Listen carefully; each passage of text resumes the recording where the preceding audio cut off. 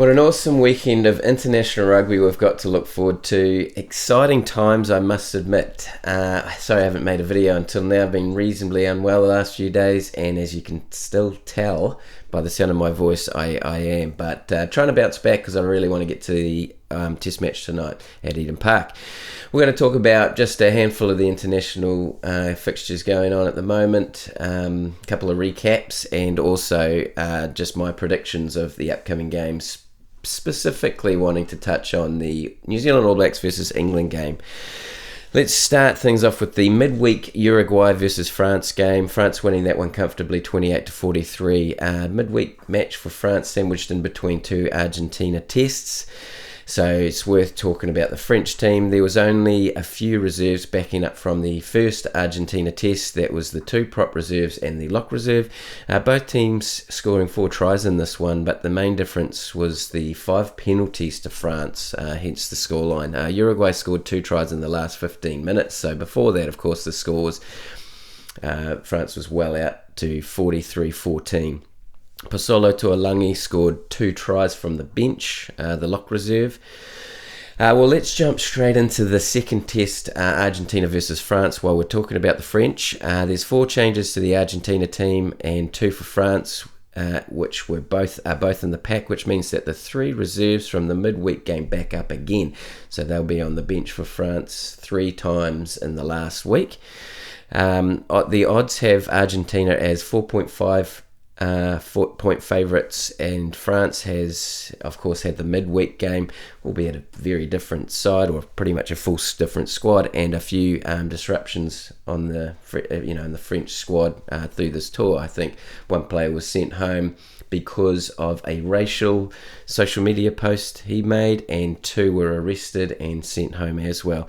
But largely the team that beat Argentina last week is relatively unchanged, only the 2 changes. My prediction is that this will be a close game. France will have a similar team backing up, of course, and you'd like to think they're a good chance to do it again, although the bookies have Argentina as favourites at $1.52 versus $2.40 to the French. I'm going to tip France again 1-12. I think it'll be similarly pretty close. Argentina should step up a bit from last week, but yeah, and I think there'll be a few tries. Both teams look to play a reasonably expensive game, but we'll see. So I will tip the upset here. I don't know why France were at such long odds last week, so I'm leaning towards the French again this week, to be honest, but pretty reasonably tough one to call. Then Tonga versus Italy was yesterday on Friday. Tonga losing 14-36, Italy winning this one. So good to see test match rugby in the Pacific Islands. Love to see that a bit more. Of course, Samoa last week and then Tonga this week. Italy doing their part to get to sort of spread test rugby around, but Tonga wasn't able to do what Samoa did last week, Italy dominating to win this one comfortably. The halftime score was 15-0 to Italy, and Tonga scored straight after halftime, but they didn't score again till later in the game. Italy scored a penalty try at the end with a dominant scrum. Italy sort of dominating in most areas of the game. There's a couple of games on right now, so should we quickly take a look at the live scores? USA playing against Scotland.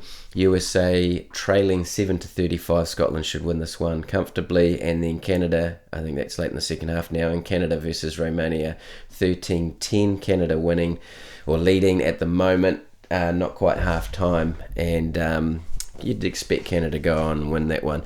Australia versus Scotland, second test. Liam Wright, the captain for the Wallabies, that's the biggest talking point. He's out with an injured shoulder, so he won't be playing or leading the team. James Slipper's going to captain the side in his 135th test. Charlie Cale will come into the starting lineup, and that will force a shuffle in the back row. I believe that's the only change, Liam Wright being out. 2 changes to the starting lineup for Wales and 2 on the bench. One being the fullback, but Lee Williams, who I rate as a pretty good attacking player. He goes from fullback to the wing. So it's this game is at Amy Park in Melbourne. Great ground, certainly for rugby or rugby league. Melbourne's not typically a rugby city. The Wallabies, or the last test, was in Sydney, and I guess the normal scenario would be that this one would be in Suncorp in Brisbane. However, State of Origin is next week Wednesday, so I can only assume that they've decided to host it in Melbourne because of that. But yeah, look. It was a very close contest last week. I mean, there was 9 points in it, but there was a long-range solo try to Tom Wright, and the Wales had a try disallowed by an offside player in the maul or whatever. But so it could have been a bit closer. Certainly, a result could have been a bit different as well. But look, I'll tip Australia to win this one again. But I think it'll be a bit closer than the odds suggest. Australia favourites at $1.22 and Wales paying $4. That's on the New Zealand betting site. But yeah, look, I think that Wallabies will win 1-12 here. South Africa versus Ireland, one of the more sort of exciting matchups this weekend easily. We've got the first and second ranked teams facing off against each other. Although, if Ireland lose this game and the All Blacks beat England, I think the All Blacks will pass Ireland in the rankings. However, no changes at all to the South African team. An amazing 990 caps worth of experience in the starting 15 alone. I believe this is the most experienced South Africa side ever. They have set a new record. And with no changes, they've got some consistency there.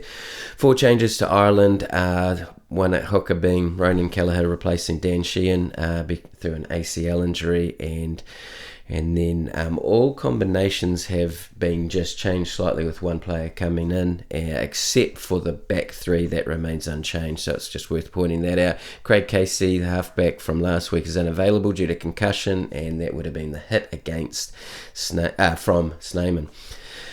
And then South Africa, they're keeping consistency with players and their game plan from last week, and also from the last World Cup as well. Of course, the eligibility rules mean that players from playing overseas can play for South Africa, unlike what the All Blacks have to, what the All Blacks are challenged with.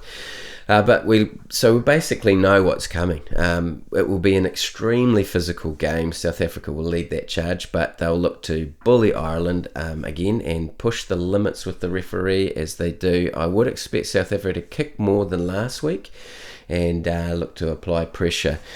The Irish, they need to throw everything at this one, let's be honest. They are up against it. It's really hard to see them winning, to be fair. The South African team is vastly experienced, extremely physical. They know their game plan well. They have extreme confidence in what they're doing, and they know what to do in pretty much every scenario.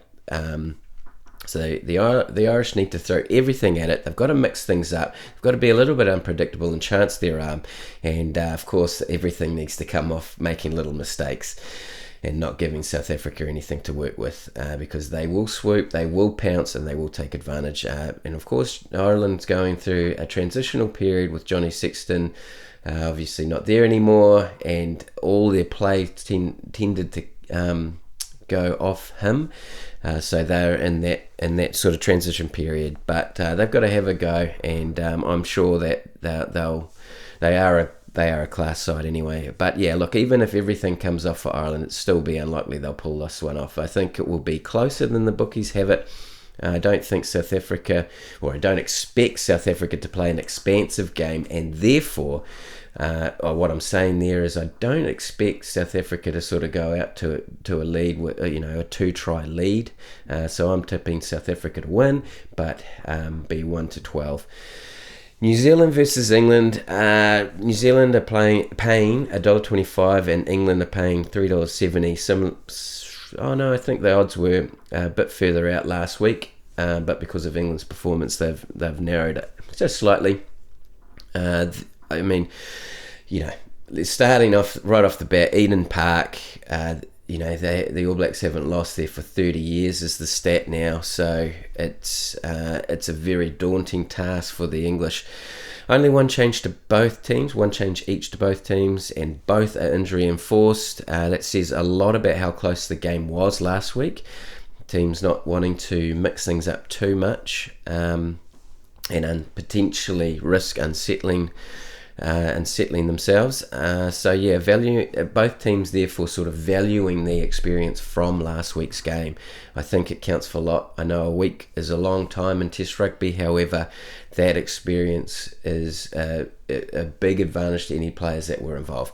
If you put another player in the mix, they didn't have that experience, of course. So Finlay Christie starts for TJ Perenara, who's out through injury, and that means Cortez Ratamo comes onto the bench for his debut. As halfback reserve. Joe Marlaw was injured and replaced by Finn Baxter, or is replaced by Finn Baxter in the starting lineup. Finn Baxter actually replaced Joe Marlaw last week and played pretty well.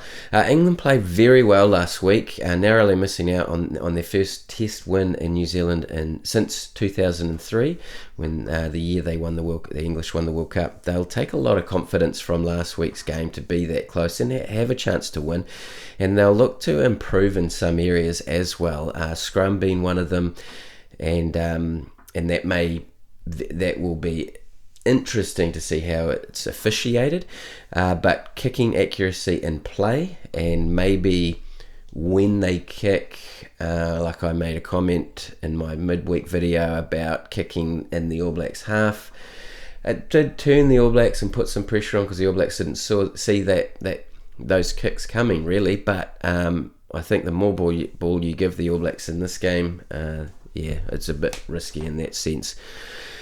However, in Test rugby these days, most teams prefer to play without the ball, so I'm still expecting England to kick a lot, but they'll probably want to polish that up. So they'll have another look at that. And then also goal kicking. I think both teams will want to improve on the goal kicking from last week, but that was certainly a big one for England, because I felt the kicks were slightly easier. The All Blacks were happy with scraping through with a win in the end. You could see that by their reaction. It was definitely a close game, but now they'll know what to expect. The All Blacks will know what to expect from England, and the All Blacks tend to be better in the second test of the season. They shouldn't make as many mistakes, is kind of what I'm getting at there, and they will have some new ideas about how to manage the England defence and how fast that was coming off their line. And of course, it's still got to work. The All Blacks will still have to make that work, and England's still got to defend and all of those sorts of things. It's still got to work. But yeah, certainly the All Blacks will be glad to be back at Eden Park. If England can pull this off, it will be unreal. Let's be fair. It would be the first time the All Blacks lose at Eden Park for 30 years. And but yeah, look, there's potential for the All Blacks to score some tries in this one, with what looks to be clear weather. Hasn't rained here in Auckland for a few days now, and the forecast is not suggesting it will tonight. But look, I still think it will be close. I don't think the All Blacks will run away with it. There is that potential, but based on what we saw from England last week, I am expecting them to be able to keep it tight, play solid, play to the statistics, and their defence. If they can keep their defence strong and contain the All Blacks, I believe it'll be close. That is what I'm predicting. I think the All Blacks will win, but it'll be 1-12. I don't suspect the All Blacks will win by 2 tries or more, for example. That's my take on it. Please let me know what you think, if I'm even in the ballpark to some of my predictions or thoughts. But if you have watched, very grateful for you doing that, and stick with me. I'll get better at these videos, and I am enjoying doing it. But please enjoy the game and enjoy the weekend of Test footy, and I'll try and make a couple more videos next week. Thanks.